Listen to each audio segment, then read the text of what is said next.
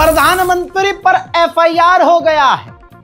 Title पढ़ने के बाद बहुत लोगों को खुशी हुई होगी, लेकिन माफ कर दीजिएगा, यहां क्लियर कर दूं, ये नेपाल के प्रधानमंत्री हैं। अभी जो 2-4 दिन पहले प्रधानमंत्री थे, और नेपाल के वो प्रधानमंत्री अब तक बादशाहों वाली जिंदगी, पूंजीपतियों के साथ घूमने फिरने वाली जिंदगी का मजा ले रहे थे, आज फरार हैं, गायब हैं और छुपे हुए हैं। झोला उठाकर प्रधानमंत्री भाग गया है और अब उनकी जगह दूसरी महिला प्रधानमंत्री पद संभाल चुकी हैं। वो मैं आपको नेशनल प्राइम टाइम में बता चुका हूं। मजेदार बात अब ये सुनिए कि अब पूर्व प्रधानमंत्री ओली के ऊपर एफआईआर दर्ज हुई है। जी हां, एफआईआर इस बात की है कि प्रदर्शन के दौरान प्रदर्शनकारियों के ऊपर इन्होंने जुल्म यानी जबरदस्ती उनको पीटना, उन पर अत्याचार करवाने के लिए आदेश दिया था। अब इसके बाद ये बात तो क्लियर है कि झोला उठाकर प्रधानमंत्री भाग गया है, ऊपर से प्रधानमंत्री अब जेल भी जाएगा। दुनिया के तमाम राष्ट्रपति और प्रधानमंत्री के पद पर बैठे हुए इंसानों को ध्यान देना चाहिए कि प्रभु श्री राम की ये लीला है। राम जी को अगर जरा सी कोई चीज चुभ गई तो भाई ऐसे पलट देंगे, पता नहीं चलेगा। सारा गुरूर घमंड सब तेल लगा कर रखो, अंदर चला जाएगा। सलाम, नमस्ते, सत श्री अकाल। मैं हूं रजा और आप देख रहे हैं रजाग्राफी की अंतरराष्ट्रीय प्राइम टाइम रिपोर्ट। आइए अब मैं आपको नेपाल की पार्लियामेंट दिखा रहा हूं।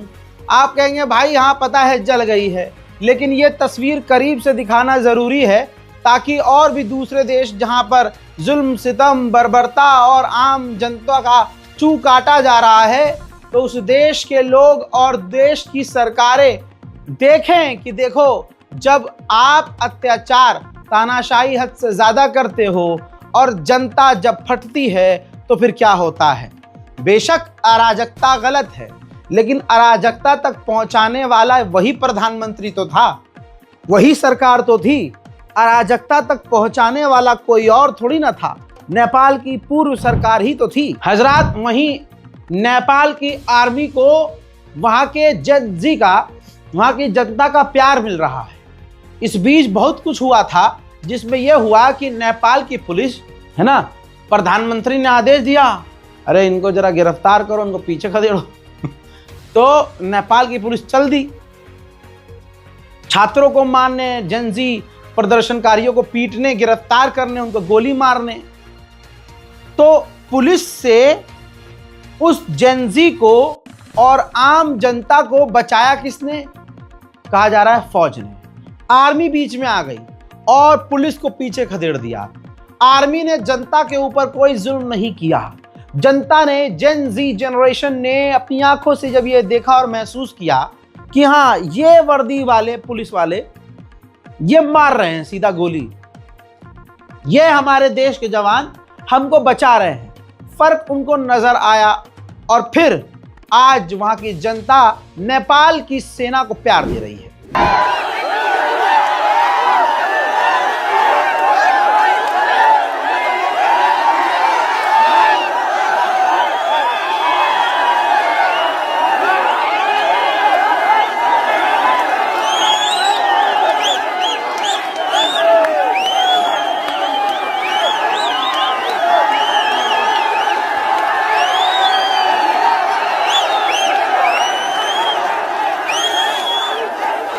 प्रदर्शन के दौरान अमेरिका इतना डरा हुआ था, जी हाँ, नेपाल के अंदर ये देखिए कि उसके अंदर जो नेपाल में जो अमेरिका की एम्बेसी है, उसके छत पर अमेरिकी खतरनाक स्नाइपर तैनात कर दिए थे अमेरिका ने कि कोई भी अगर करीब आए, सर में हेडशॉट मारो, खत्म करो। इतनी हवा निकल गई थी अमेरिका की कि अगर हमारी एम्बेसी में घुस गए तो फिर क्या ही होगा। इस पूरे सत्ता पलटने में और इस पूरे प्रदर्शन में अब तक 51 लोगों की मौत हो गई है नेपाल में, और 25 बिलियन डॉलर का इस पूरे प्रदर्शन में नुकसान हुआ है। जेन जी जनरेशन ने भले ही 25 बिलियन डॉलर का प्रदर्शन में नुकसान किया, यह ऐतिहासिक नुकसान था, लेकिन जो सरकार वहां बैठी है वो साल में पता नहीं कितना बिलियन डॉलर का जनता का नुकसान कर रही थी, उन्हें लूट लूट कर। ऐसा वहां की जनता का कहना है। उधर अमेरिका का नया B-21 परमाणु बॉम्बर, जो उसका B-52 से भी खतरनाक बताया जाता है, उससे एडवांस बताया जाता, लेटेस्ट बताया जाता है, अमेरिका ने उसको बना लिया है और उसको उड़ाकर टेस्ट कर रहा है। भारत, पेरू, चिली, मैक्सिको, इन 3-4 देशों से फ्री ट्रेड एग्रीमेंट पर बात कर रहा है। जिन जिन देशों से अभी तक हम दूर थे, क्योंकि हमें जरूरत किसी की नहीं थी, अमेरिका हमारे साथ था, ऐसा हमारा देश सोचता था। लेकिन जब डोनाल्ड ट्रंप की दोस्ती पूरे भारत पर भारी पड़ी, तो अब भारत सरकार कई देशों से फ्री ट्रेड पर बात कर रही है। वहीं अमेरिकी ऑफिशियल ने अमेरिकी टीवी चैनल पर साफ कहा कि हम भारत से रिश्ते अपने सही कर लेंगे जब रूस से भारत तेल लेना बंद कर देगा। Well, we're going to sort out India. You know, India basically has to open their market, has to stop buying Russian oil. You know, people don't remember, India didn't buy Russian oil before the war with Russia and Ukraine. They had 1% of their oil was from Russia. And now 40% of their oil is from Russia because we've sanctioned it so they can buy it, you know, $7, $10 a barrel cheap. So they're buying it, refining it, and then selling it to the rest of the world and making a bundle. So the president called nonsense on that. हजरात मोहतरम, यहाँ तो Donald Trump ने भी accept कर लिया एक podcast, एक इंटरव्यू के दौरान कि हाँ, ये जो टैरिफ हमने 50% भारत पर लगाया, ये आसान नहीं था, ये मुश्किल था और इसकी वजह से हमारे भारत से रिश्ते खराब हुए हैं। Look, India was their biggest customer. I put a 50% tariff on India because they're buying oil from Russia. That's not an easy thing to do. That's a big deal. And it causes a rift with India. वहीं मेरे दोस्तों, America का ambassador जो भारत में है, भारत के लिए है, वो अमेरिका जब वापस गया है किसी मीटिंग में, तो वो धमकी भरे लहजे में भारत के लिए कह रहा है कि भारत को रूस का तेल लेना बंद करना ही पड़ेगा। इसी मोदी के दोस्त ने मोदी का क्या हाल किया है कोई सोच नहीं सकता, लेकिन हमारा वाला बेगैरत है, उसे बेइज्जती फील ही नहीं होती, तो हम क्या करें। हजरात, यूरोपीय यूनियन से और G7 से, जी हाँ, डोनाल्ड ट्रंप प्रेशर डाल के कह रहा है कि चाइना और भारत पर 100% टैरिफ लगाओ। यह है डोनाल्ड ट्रंप, जिसकी तारीफें कर रहे थे ये गोदी मीडिया वाले, आरती उतार रहे थे। उधर अभी की ताजा खबर यह है आपकी स्क्रीन पर।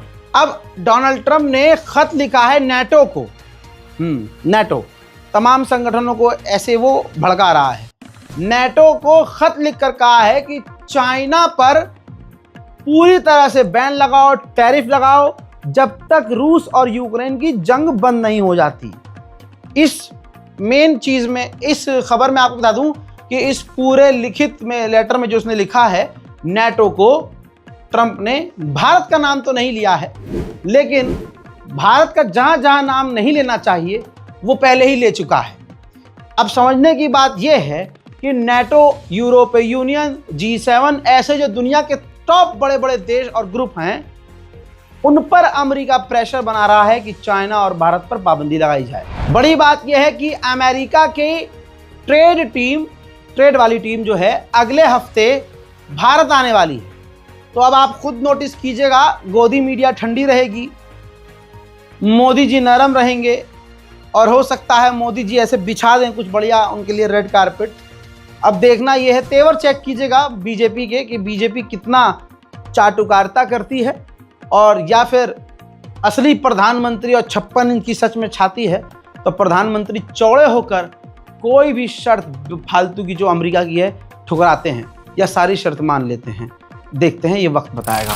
लेकिन खुश करने वाली रिपोर्ट यह है, भारत की जो ताज़ा रिपोर्ट आई है उसमें यह खुलासा हुआ है कि भारत ने रूस से तेल लेना कम तो छोड़िए बल्कि बढ़ा दिया है। वाह, इतना बढ़ा दिया है कि चाइना को टक्कर दे रहा है भारत। यानी चाइना जो मैक्सिमम लेवल पर रूस से तेल ले रहा है, उतना ही तेल लगभग भारत भी रशिया से ले रहा है। अब चाइना और भारत जब करीब आने लगे तो अमेरिका की गुड़गांव में आग लग गई। अब गुड़गांव में उनकी ऐसी आग लगी है कि अब पुरानी बातों का खुलासा कर रहे हैं, भले ही वो सच या झूठ हो, लेकिन ये साफ है कि अमेरिका तिलमिलाया हुआ है। दोस्तों, अमेरिकी ऑफिशियल ने कहा कि जब गलवान में, नाम तो नहीं लिया, लेकिन जब चाइना और भारत में झड़प हुई थी सैनिकों में, तो चाइना ने इलेक्ट्रोमैग्नेटिक वेपन का इस्तेमाल करके भारतीय सैनिकों को पिघला दिया था। ऐसा खतरनाक हमला किया था। सुनिए। A lot of pearl clutching going on here in America about what does that mean? Is India drifting away? I'll just highlight this: that China and India have a long history of grievances and distrust. Barely 5 years ago, China and India were fighting over a disputed border, and China used an electromagnetic weapon. They didn't use bullets, but they used an electromagnetic weapon to literally melt Indian soldiers. So I think that it's clear to me, and I think it's clear to all of us, that international. हो गया clear? आगे बढ़ते हैं ताजा खबर पर। भारत ने रूस से मांग की है कि भैया भारतीय लोगों को जो जबरदस्ती आपने बहला के, फुसला के, डरा के, धमका के अपनी सेना में शामिल किए हैं, उनको रिहा करो भैया, उनको वापस इंडिया भेजो। और जो पहले से भारतीयों को आपने सेना में शामिल किया हुआ है, उन्हें भी रिहा करो और वापस भेजो। ये सही तरीका नहीं। उधर भारत ने भी कमर कसी है कि चाइना के बॉर्डर के करीब हम भी $3.4 बिलियन पैसा खर्च करके रेल लाइन बिछाएंगे और बॉर्डर के गांव तक ट्रेन की कनेक्टिविटी करेंगे। अब हमारी एयरफोर्स की सुनिए। एयरफोर्स ने मिनिस्ट्री ऑफ डिफेंस को प्रपोजल दिया है कि हमें 114 राफेल फाइटर जेट चाहिए भाई, 114। लेकिन एक शर्त बड़ी है उसके अंदर, जो हमारी एयरफोर्स ने मांग रखी है कि 114 चाहिए और मेड इन इंडिया चाहिए। देखते हैं अब क्या होता है। ऐसा तो बहुत मुश्किल है, लेकिन देखेंगे अब क्या होगा। उधर ताइवान भी बौखलाया हुआ है, अंधा पैसा खर्च कर रहा है। ऐलान किया है $33 बिलियन हम खर्च करेंगे अपने डिफेंस और सिक्योरिटी को मजबूत करने के लिए। चाइना का सबसे बड़ा एयरक्राफ्ट कैरियर ताइवान के बिल्कुल करीब से गुजरा है, जिस पर ताइवान डर में है और भड़का भी है। पूरी दुनिया में यही एक हराम का पिल्ला है जो पूरी दुनिया में फसाद डाल रहा है, सफेद सुअर यानी डोनाल्ड ट्रंप। जी हां हजरात, अब ये मैक्सिको पर प्रेशर डाल रहा है अमेरिका कि जो चाइना की इलेक्ट्रिक व्हीकल्स हैं, कारें हैं, इलेक्ट्रिक कार बहुत फेमस है भाई, तेजी से चल रही है, बढ़िया बिजनेस चल रहा है चाइना का। तो मैक्सिको को कहा है ट्रंप की सरकार ने कि इनकी कारों पर 50% टैरिफ लगाओ। अब इस पर चाइना भड़क गया। चाइना ने मैक्सिको को धमकी दी है कि मुन्ना कुछ भी करने से पहले 2 बार सोच लेना। लेकिन नासा ने, जो दुनिया की सबसे बड़ी स्पेस एजेंसी है, सबसे बड़ा कांड कर दिया।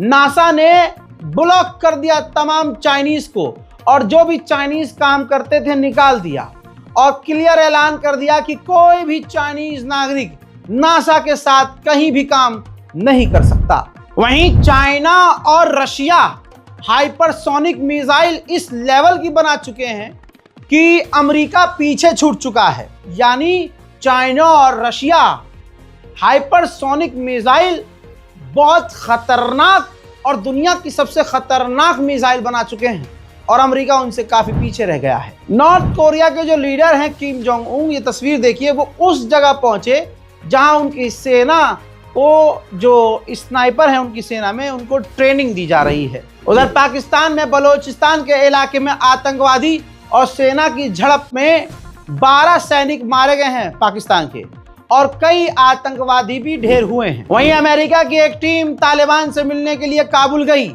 और मकसद ये था कि कैदियों की अमेरिका और तालिबान अदला बदली करें। उधर अमेरिका ने वेनेजुएला के हालात खराब कर दिए हैं। वेनेजुएला के राष्ट्रपति ने आम लोगों से कह दिया है कि जाओ और सीखो गोली कैसे चलाते हैं। Estamos preparando para mañana sábado, atención al pueblo de Venezuela.